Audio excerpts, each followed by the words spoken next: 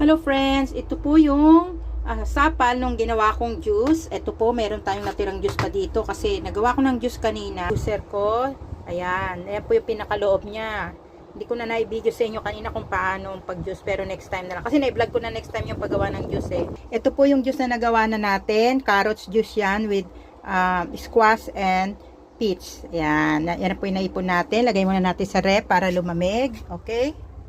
Ayan. And then, para po yun naman sa mga ano natin, mga natirang sapal, yun ang aking iba-vlog ngayon. Nakita nyo yan? Yan ang sapal niya.